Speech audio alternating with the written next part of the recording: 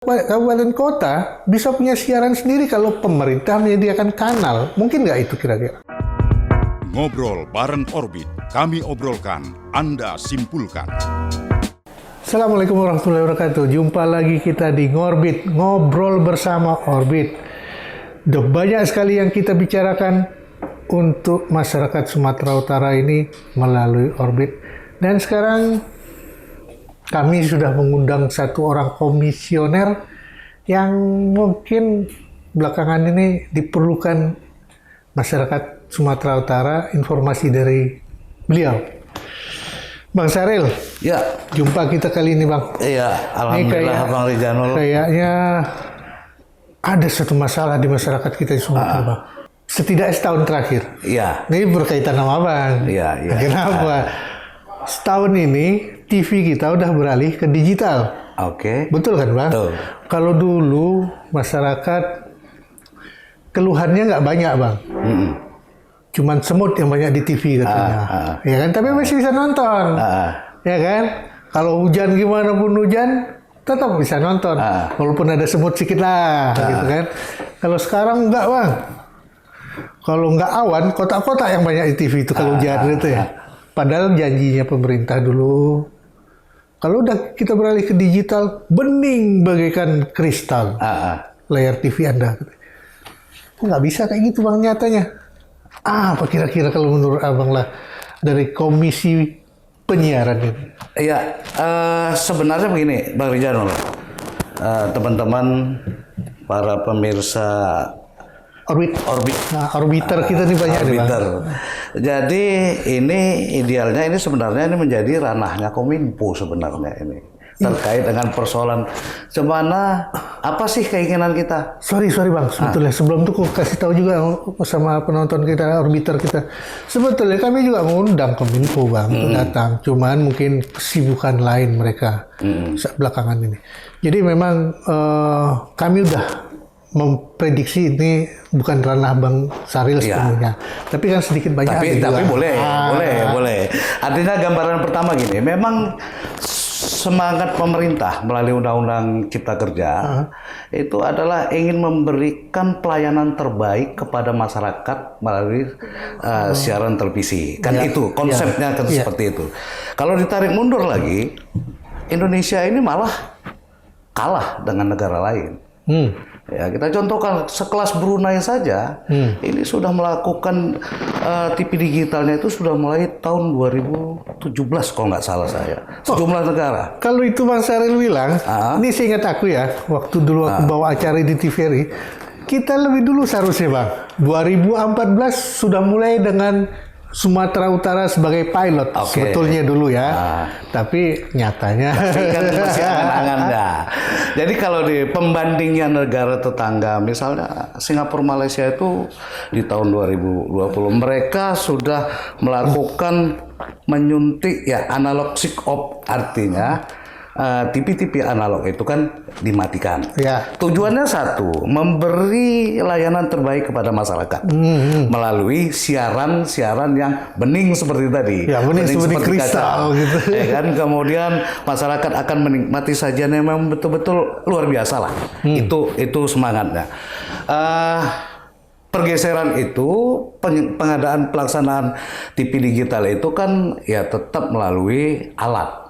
Ya. Kita berpikir gini, saya yang awam pada saat program ini diajukan, saya berpikir kita hanya mengganti satu atau tiba-tiba pemerintah memberikan layanan seperti ini sehingga masyarakat bisa menangkap siaran itu. Ternyata kan ada STB namanya. Ya.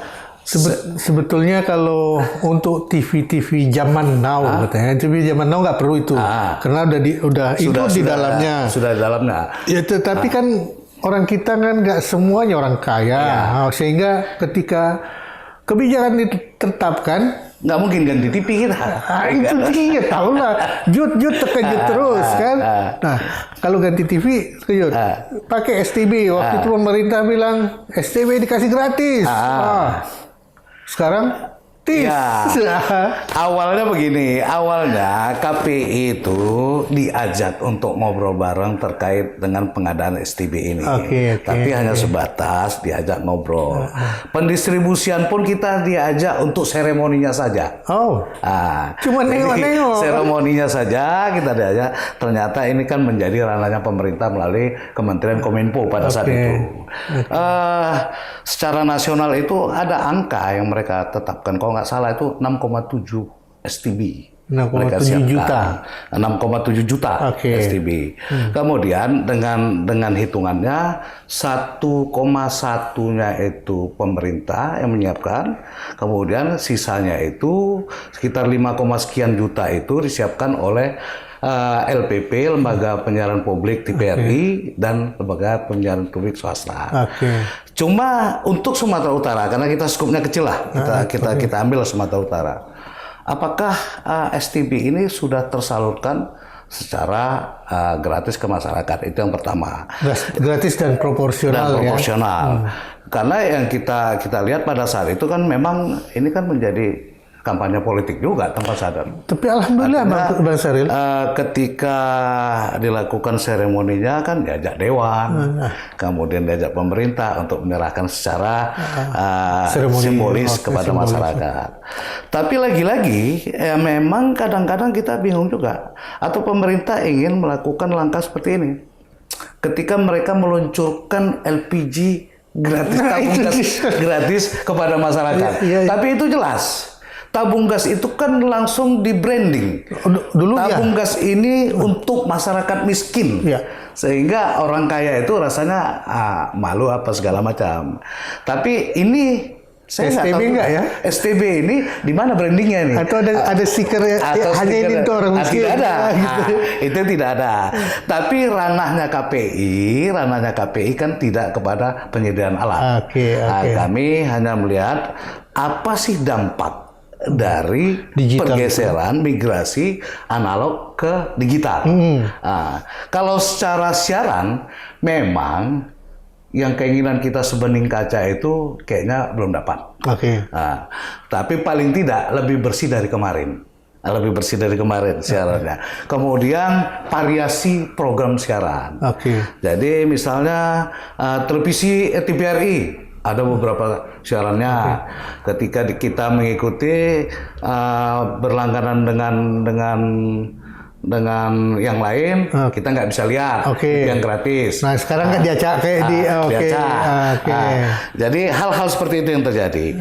Tapi sayangnya tidak berkolerasi dengan programnya. Padahal keinginan kita adalah begitu TV-nya mengarah pada baik, tapi programnya itu memang betul-betul harusnya lebih baik kan? Harusnya seperti itu. Tapi ya betul juga Bang Syaril. Alhamdulillah kalau aku nih, alhamdulillah. Aku nggak dapat itu STB gratis. Alhamdulillah aku bisa beli walaupun dibelikan anak ya. 150.000 ya? Aku lupa hari itu 200.000 lebih kalau masalah, ya kan? Nah terus senang lah hatiku. Karena masih bisa lah aku nonton berita, minimal beritanya aku tonton kan. Ternyata begitu kupasang, banyak awan nih daripada gambarnya. Maksudnya awan itu udah semua numpuk-numpuk udah kayak awan itu tengok kan. Terus katanya kurang kuat antena abang, kata tetangga aku. Aku beli lagi booster. Kok jauh banyak beda kalau hujan. Kalau hujan nggak nonton kami di rumah. Tidak ada sinyal. Ditulis di situ memang. Untung ada tulisan itu tahu kan. Yang jelasnya harus diganti apa? Antenanya dan televisinya. Sehingga kualitas STB-nya itu bisa baik. Kalau gitu nggak usah pemerintah bilang sebening kristal kan. Kembalikan TV yang sebening kristal langsung. Nah itu satu yang gambaran yang agak miris kurasa. Aku pernah menyaksikan di awal-awal itu tetanggaku merepet panjang memang, ya kan? Apanya ini kok tahu-tahu hilang semua sinyal katanya kan? Begitu kepasang tak ada juga yang bisa kutonton. Itu kan satu bukti bahwa pemerintah membuat kebijakan walaupun udah dikasih tahu waktu yang lama, tak memikirkan kemampuan rakyat. Nah, terus begitu kita lihat TV siaran TV-nya, makin banyak. Kalau tadinya cuma 8 siaran, ya kan sekarang udah bisa 30 ya. Tetapi ada siaran yang diulang itu lagi. Ya sama aja bohong kalau gitu. Jadi kalau dari komisioner lah atau melihat kira-kira ini bisa nggak memang memenuhi sedikit rasa kecewa rakyat? Ya, kami kan menjadi tugas kami itu kan melakukan pengawasan. Ya. Bentuk pengawasan apa yang menjadi pengawasan kita? Itu kan konten programnya. Ya. Jadi kami secara langsung melihat apakah ada pergeseran. Saya melihat begini, ada survei. Ada survei yang dilakukan oleh Nielsen. Survei Nielsen itu ternyata dengan era digitalisasi ini penonton televisi menurun sebenarnya. Nah, itu survei yang Nielsen. Penonton televisi menurun gitu. Kenapa menurun? Penurunan ini disebabkan orang menggunakan sarana siaran itu melalui streaming saja. Jadi smartphone ini menjadi alat. Ya, tetapi itu kan bukan siaran digital seperti yang digambarkan pemerintah. Tidak. Artinya apa? Penurunan ini meningkatkan rasa respon masyarakat menggunakan smartphone untuk merasakan layanan apapun. Informasi yang dibutuhkan. Jadi kalaulah hanya kita bicara kualitas siaran. Siarannya mau bening. Kita sepakati dulu itu. Bahwasanya siaran akan bening. Akan ini ya. Tapi kalau tidak sejalan dengan programnya, sama saja. Padahal harapannya kan dengan adanya digitalisasi ini menumbuh kembangkan industri penyiaran, terutama lokal. Nah ini satu lagi Mas Ariel yang jadi masalah. Kalau itu, aku berharap berarti dalam benakku berarti Undang-Undang Penyiaran Nomor 32 yang dulu digembar-gemborkan bakalan berhasil ini, sehingga adalah uang iklan turun ke daerah. Itu satu ya. Tapi nyatanya Bang Saril, kalau kita tengok, bahkan TVRI pun siaran lokalnya makin berkurang. Kadang-kadang kami dalam pikiran subjektif pribadi, ini KPI dibubarkan saja. Gitu. Ngeri kali gua. Artinya begini, kalau kita mau jujur, apa sih kerja kita? Kalau memang kita bicara jumlah dulu. Jumlah televisi lokal, karena kami di daerah itu kan konsen pada televisi lokal. Atau siaran nasional yang memang mengambil format program lokal. Itu menjadi konsen kita. TV kita yang sepengetahuan kami, TV lokal yang ada itu cuma Iparina. Itu yang swasta, TVRI yang pemerintah. TVRI Sumut sudahlah. TVRI Sumut itu ada, tapi jam tayang siaran lokalnya sangat sedikit durasinya. Ini jadi persoalan kita. Ada sepengetahuan kami ada izin juga beberapa TV. Ada Sumut TV dan beberapa TV lain. Tapi ini tidak bersiaran. Atau kalaupun bersiaran tidak bisa menjangkau keinginan dari masyarakat itu. Jadi apa sih yang akan kita lakukan? Kalau hanya kelasnya, kita contohkanlah TV yang sudah ada itu. TV itu kan menyiarkan keinginan adalah mengangkat potensi apapun yang ada di Sumatera Utara. Ternyata tidak mampu. TVRI Sumut misalnya. TVRI Sumut itu diharapkan potensi Sumatera Utara juga ada, ternyata tidak maksimal. Kenapa? Durasinya terbatas. Ini menjadi catatan. Ternyata setelah kita telusuri, tugas kami kan bukan hanya TV aja, ada radio. Ya mereka hidupnya susah. Kewajiban mereka harus bayar IPP dengan ISR. Kalau mereka tidak bayar ini, datang Balmon. Balmon datang, artinya menyuruh memerintahkan mereka untuk tidak bersiaran. Karena ada kewajiban-kewajiban. Padahal televisi, khususnya dan radio itu kan sumbernya kan dari iklan. Ini menjadi catatan penting. Makanya apakah industri penyiaran ini akan tumbuh dan berkembang? Saya ya sangat tidak apa ya, cemana saya bilang ya. Kalau Cuman ya memang sama kebingungan gitu nih kayak kalau dipikir ya ada 32 channel kalau nggak 33 di Sumatera di TV bisa ditangkap ya. Kayaknya aku nggak perlu lah berita Bandung, berita Surabaya, berita segala macam, copet di Jakarta, nggak perlu aku tonton itu. Seharusnya kan dengan digitalisasi itu mereka bisa isi dengan siapapun yang megang kanal itu harus isi dengan lokal konten. Tapi dari setahun terakhir yang betul-betul mengisi lokal konten itu satu tangan jariku juga. Belum nyampe gitu. Memang sedih lah. Nah, bagaimana siapa rakyat harus nuntut ini kira-kira? Kita pernah dialog, kita pernah ketemu dengan para pemilik media terkait dengan televisi atau pengasuh program. Memang kata mereka, kos untuk membuat satu program, misalnya program pariwisata, mereka butuh biaya yang cukup besar ternyata. Betul. Jadi ternyata ketika mereka melakukan langkah ini, mereka lahirkan ini tidak sebanding dengan pendapatannya. Apa harapan mereka?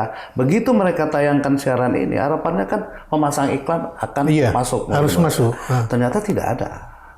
Ini yang menjadi membuat mereka itu rasanya membuat program-program sifatnya outdoor itu terpusat. Harus pusat. Okay. Jadi saya juga bingung kalau memang bicara bagaimana potensi ini bisa dibangun.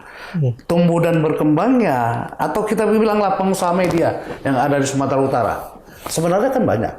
Tapi mereka minat untuk TV membuat perusahaan TV ini masih minim. Yang muncul seperti ini, ada media tapi menyebutnya belakangnya TV. Iya. Seakan-akan pernah banyak orang bertanya sama kita, itu kenapa nggak kalian awasi? Kita bilang itu bukan ranah kita. Karena itu kanalnya lain. Kanalnya lain. Itu ranahnya bukan Undang-Undang 32. Itu Undang-Undang ITE sama Undang-Undang 40. Silakan saja. Karena ini menjadi persoalan juga. Ya kalau dipikir-pikir memang sekarang kan setiap ada media digital atau media online kita bilang, mereka bisa punya kanal audiovisual. Iya. Nah itu yang pakai TV mungkin yang itu katanya TV belakangnya itu. Tapi dianggap orang menjadi tanggung jawab kita. Kita berharap gini, kemarin itu sempat muncul wacana. Ada revisi terkait Undang-Undang 32 ini yang bisa memasukkan hal-hal yang terkait dengan berbau TV tadi, audiovisual menjadi ranahnya kita. Ternyata undang-undang ini ditolak karena ada hal yang lain, bukan persoalan itunya. Ada kalimat yang disebutkan terkait dengan investigasi reporting. Oh iya itu yang ramai kemarin tuh. Teman-teman kita juga yang ribut. Kita juga yang ribut. Ya kita sepakat sih. Kalau memang kewenangan ini ya jangan membatasi kebebasan pers. Ini kan juga sangat penting bagi kita. Nah, tapi ini kita nggak tahu nih pemerintahan baru sekarang ini apakah Undang-Undang 32 ini akan dibangkitkan lagi, berdayakan lagi. Apalagi Ketua Komisi 1 kemarin itu kan sudah menjadi Menko Digi ya kan. Nah, beliau ini kan paling tidak rohnya itu kan dia dapat. Karena jujur Bang Rizanul saat ini terkait dengan medsos ini kan seakan-akan ini kan berdiri sendiri. Dia hanya berpayung pada Undang-Undang ITE. Tidak ada lembaga yang menaunginya. Ya walaupun sebetulnya Undang-Undang ITE nggak kesana. Padahal sebenarnya bukan itu tujuannya kan. Tujuannya ke perdagangan. Tapi mau tidak mau dia harus mengambil itu. Kalau teman-teman media ini ada Dewan Pers. Kalau lembaga penyiaran ada KPI. Teman-teman yang menggunakan medsos kemana YouTube, Netflix segala macam ini kemana? Nah, saya pikir kalau ini jadi. Tapi kalau Netflix atau yang sejenis ya, yang sejenis itu kan semakin banyak sekarang. Kalau YouTube mungkin pure ke media sosial masih ke media sosial karena bisnisnya di situ sedikit. Tapi kalau model Netflix, model segala macam, yang dijual itu kan memang entertain. Hiburan dan dia jual. Kalau YouTube ada yang jual ada yang tidak, ya kan? itu mungkin bisa masuk ke ranah kalian gitu. Ya, makanya kalau ini jadi, ya paling tidak, pertama kita akan kerja tambah. Oh ya. Yang kedua, paling tidak ada fungsi pengawasan yang jelas. Jadi ada proposnya di situ. Ya. Hari ini kan tidak. Nggak, iya betul. Hari ini kan bebasnya. Bahkan aku pun menjaga cucuku agak Kalau radio TV streaming misalnya. Nah, ini kan menjadi tanggung jawab siapa? YouTube misalnya menjadi tanggung jawab siapa? Ini kan kita menjaga pengawasannya saja. Ya, makanya harapannya ini didorong. Ya KPI ya berharap masyarakat penyiaran ini mendorong ini. Ya ini kan juga harus jalan mereka. Ya kalau nggak banyak sih hal yang memang harus dibicarakan dan diluruskan. Iya. Atau paling nggak disinkronkan lah ya, sehingga masyarakat nggak dirugikan, dunia usaha juga nggak, atau bahkan pengusaha pemula kali ya, gitu ya, pengusaha pemula, nggak langsung mati angin dia. Gitu. Tapi Bang Syaril, balik kita bilang, kenapa lah kira-kira menurut kalian yang lokal betul nggak bisa tumbuh? Apa memang berat aturannya, berat modalnya, atau berat mengadakan orangnya? Memang persoalan yang kita hadapi pertama modal. Ya. Yang kedua memang SDM. Tapi sebenarnya tanpa sadar hari ini kalau kita mau jujur, kreativitas yang dilakukan melalui TikTok segala macam ini kan sudah muncul ini. Ya, tapi sudah kan, muncul. Tapi kan nggak masuk dalam karya. Cuma ada aturan main yang kita buat. Tidak boleh sara, tidak boleh segala macam. Ini kan tidak boleh asal-asal. Karena ini kan paling tidak, ini kan simbol. Makanya kenapa televisi dan radio itu dikawal ketat oleh pemerintah melalui KPI? Ya tujuannya ya supaya tidak kita ada filterisasi lah. Ya betul. Karena untuk publik langsung ya. Iya, karena ini langsung. Yang kedua memang modal. Sekarang kita berharap begini. Pemerintah mendorong, tapi kalau masyarakatnya itu minatnya itu tidak ada, bagaimana? Karena peluang bisnis di sini sangat kecil hari ini. Kemarin kalau kita melihat peluang bisnisnya besar. Orang berlomba-lomba buat televisi, sama juga membuat media. Nah, sekarang orang berlomba-lomba untuk mengalihkan bisnis televisi untuk ke bisnis layar radio. Nah, ini Bang Rizanul silakan turun ke daerah. Ya, kalau itu artinya radio sekarang itu merek radionya sudah hilang. Yang muncul apa? Merek herbal. Kan? Merek herbal itu suatu herbal yang dijual secara apa? Merek itu radionya hilang, call sign-nya hilang. Kenapa? Ya karena mereka tidak mampu menghidupinya. Akhirnya obat-obatan herbal itu melakukan kontrak kepada mereka. Dulu radio khususnya ini ya. Dulu kan ada pertemuan apa kopi darat dengan para SNI para pemirsanya itu beli kupon segala macam. Sekarang sudah tidak ada lagi.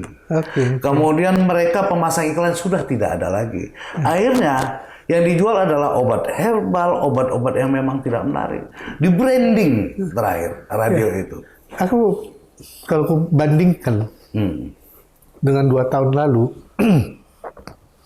2 tahun lalu aku masih mendengarkan berita melalui radio sambil jalan. Ya, kalau sekarang sulit aku nyari radio yang bisa dapatkan berita Sumatera Utara. Kalaupun ada relay nasional. Nah itu kayaknya, dan begitu juga dengan TV secara nyata. Itu kan inilah yang menjadi keresahan kami sebetulnya rakyat Sumatera Utara. Memang kalau kita dari Bang Syaril tadi bilang KPI juga belum bisa masuk ke sana mengintervensinya kan. Tetapi kan KPI bisa menghimbau apa lah yang harus dilakukan minimal terhadap 2 stasiun TV yang ada atau berapa stasiun radio yang masih sisa untuk ayolah kita kok di sini. Iya, memang rasanya begini, kami tetap mendorong, kami selalu turun ke daerah. Terutama yang kita dorong adalah bagaimana Anda itu bisa memberikan siaran-siaran terbaik. Artinya kita contohkan, nggak usah jauh-jauh lah, nggak usah peluang itu, potensi pariwisata saja. Dulu saya sebutkan saja Radio Eparina, televisi Eparina itu pernah mendapat penghargaan dari KPI Sumatera Utara itu terkait dengan siaran investigasinya yang memang baik. Tapi habis itu nggak ada lagi. Ya, sekarang kantornya juga yang terlihat di JCT udah nggak nampak lagi. Kita nggak tahu. Artinya apa? Mungkin semangat pemiliknya itu ini ada peluang bisnis seperti televisi yang ada di Jakarta.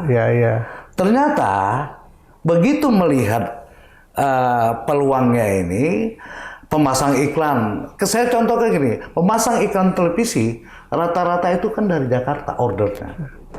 Sehingga tidak ada yang dari sini. Kalaupun ada di sini pakai agen, sehingga kadang-kadang bawanya ke Jakarta juga tuh. Jakarta juga. Kalaupun dia mainkan itu, ya TV jaringan lah. Ya dipakai aja lah misalnya RCTI aja. Tapi aku pernah dulu, seingat-ingat aku pernah ngobrol sama kawan-kawan KPI. Tapi KPI Jakarta ya, pas dia datang ke sini ngobrol. Sampai aku bilang, kami orang Medan nggak perlu iklan Jakarta. Buat apa kami iklan Jakarta kalau di sini kami nggak makan? Cuma kalian jualan nggak makan kami di sini. Lah sampai kayak gitu lah kasarnya. Nah, KPI nggak bisa sampai membatasi seperti itu atau menghimbau kepada para orang itu pemilik modal yang bekerja di siaran TV lah. Ya, karena mereka kadang-kadang mereka bisa menghitung begitu mereka akan masang iklan. Siapa ini kan akan melihat survei. Berapa tingkat pemirsa televisi itu memplototi matanya pada saat mereka melakukan siaran. Ternyata angkanya kecil. Saya pembandingnya begini. Kalau kita bukan di Medan, di hotel di Bandung, misalnya kita contohkan di Bandung. Begitu kita buka siaran televisi di kamar hotelnya itu, pasti siarannya TV lokal. Ke Bali kita, TV lokal.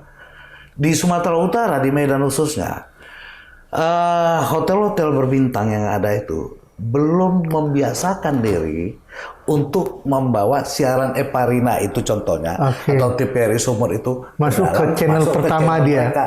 Pada saat dibuka itu yang keluar. Itu yang keluar.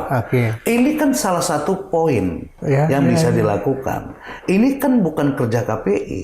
Ini kan harapannya kerja pemerintah melakukan kolaborasi agar siaran-siaran itu memang mengutamakan siaran lokal.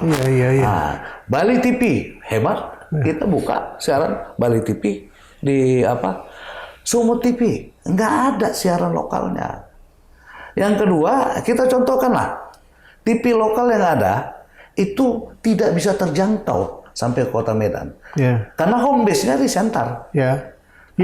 Itu juga yang itu kan jadi persoalan. Kan? Kalau dia home base-nya di Medan, mungkin. Tapi lewat TV digital apa Pak bisa disikapi itu? Harusnya bisa. Harusnya bisa. Kita kan mungkin ada alat yang mungkin mereka pasangkan untuk yang belum mengkonekkan ini. Kita kan nggak tahu nih. Ini kan bukan menjadi ranah kita. Ini kan menjadi ranah balai monitoring. Kita kan pada saat lihat apa yang di layar kaca. Betul. Jadi gini Bang Saril. Dulu seingat aku waktu sosialisasi tahun nggak enak lah, belas-belasan masih ya. Itu katanya kita punya berapa kanal sebetulnya untuk digital di sini. Ada 4 kalau nggak salah. Ada berapa kanal? Satu kanal itu kalau nggak salah bisa 8 channel, ya kan? Kalau dikalikan sekarang 32 berarti udah ada 4 kanal ya. 40 kanal. Berarti masih kalau 6 dulu, kalau nggak salah 6 dulu bilang. Berarti kita masih bisa sekitar 9 stasiun lagi. Ya kan? Tapi nyatanya lokal nggak semangat. Eparina sendiri pun nggak masuk dalam kanal itu. Kenapa? Mahal. Mahal kira-kira. Ya, saya nggak tahu, mungkin mahal ya. Memasukkan kanal. Masuk, hitungannya mahal. Kalian nggak ngawasi? Kami nggak ngawasi sampai ke sana. Cuma sebenarnya banyak orang yang punya uang di sini belum tertarik untuk investasi ke televisi. Itu yang menjadi persoalan. Malah kita dorong gini, udahlah, media yang ada sekarang, yang ada di ujungnya TV, main betul aja Anda. jadikan aja Jadi betul. televisi. Cuman kalau mahal tadi cuman, nah ini yang Nggak, jadi makanya gini, Ah. semangatnya kan gini. Memang buat TV ini nggak tanggung. Iya. M-nya ini kalinya 10. Iya, Jelas nggak laku. nggak cukup seember ya. Nggak cukup. Ya memang. Jadi kantor ini, misalnya Orbit, Ah. Orbit TV misalnya. Kantor oke lah untuk buka-buka awalnya ini. Ini sudah apa? Tinggal semangat ownernya, Bang Masin untuk memainkan ini. Modalnya ini sudah cukup modal dasarnya. Nah, tinggal main besarnya ini, bagaimana menghitung-hitungnya. Tapi sebenarnya kalau didorong ada pengusaha yang non media bermain di sini berat. Kalau saya melihatnya. Gini, aku kebetulan beruntung lah, sempat jalan-jalan ke Seattle, Amerika. Aku lihat satu stasiun TV yang dimodali pemerintah, airtime-nya. Airtime-nya ya, itu waktu itu masih di analog. Kalau digital kan nggak ada lagi airtime kan? Nggak ada. Nggak ada lagi airtime. Jadi di biaya pemerintah. Masyarakat di situ yang mengelola konten. Jadi lebih kayak TV komunitas. Apa digital nggak bisa digitu kan? Kira-kira? Sebenarnya bisa saja. Ini kan udah bicara program itu. Artinya kalau Maksudnya pemerintah yang menyediakan kanal, ya kan? Dan stationnya nggak besar itu, kecil. Karena produksinya masyarakat. Masyarakat membuat produksi dengan standar station dan ketika hasilnya di store ke station sesuai standar, tayang lah itu. Jadi kupikir 33 kabupaten kota bisa punya siaran sendiri kalau pemerintah menyediakan kanal. Mungkin nggak itu kira-kira? iya sebenarnya pemerintah ini kan kanalnya ini kan sudah dibuat oleh di digital ini kan sudah TVRI pemilik kanalnya. Ya. Kemudian ada lagi swastanya, hampir semua TV-TV besar tuh kan sudah pemegang kanal ini. Oke. Maksud saya begini, sebenarnya kalau pemerintah mau mendorong melalui Kementerian Kominfo, Dinas Kominfo, misalnya Sayang mereka nggak datang ya. sayang. 33 kabupaten kota itu menganggarkan dana publikasi didorong melalui TV lokal. Oke. Misalnya kita bilang saja 1 miliar saja untuk memproduksi siaran lokal. Kami NIAS, kami mau buat ini. Dengan anggaran 1 miliar, ada 33 miliar. Saya pikir ini peluang tumbuh dan berkembang. TV lokal di Sumatera Utara. Tapi paling tidak, Kementerian Kominfo-nya, Dinas Kominfo-nya mendorong ini. Dengan catatan potensi apa? Kami ingin jual makanan yang disukai jajan masyarakat. Iya, banyak hal. Kalau kita tengok siaran-siaran konten-konten digital yang ada di medsos, sebetulnya cantik-cantik. Itu masyarakat setempat yang ngelola bisa. Apalagi kalau disediakan kanalnya itu. Nah, kalian ini isi sama kalian semua. Gitu. Sebenarnya kalau pemerintah ini, mereka menggeser dari analog ke digital. Dengan kualitas siaran, harusnya mereka menumbuh kembangkan dengan peluang bisnisnya. Kalau itu sur kali kalau dianggarkan mereka, nggak usah besar-besar 1 miliar, tapi terpublish ke seluruh dunia. Misalnya. Iya. Kan cantik dia. Coba kalau di sinilah Bika Zuleka misalnya dipesan dari Amerika. Aduh. Kenapa? Gara-gara nonton Sumut TV Sumatera Utara TV, ya kan? Atau apa namanya? Ya? Kalaupun ada misalnya diberilah 3 channel saja, 3 TV lagi muncul. Kemudian jumlah kabupaten di Sumatera Utara dibagi 3, cukup untuk menghidupinya. Begitu itu bisa dilakukan, peluang iklannya tumbuh dan berkembang. Ini tidak dilakukan.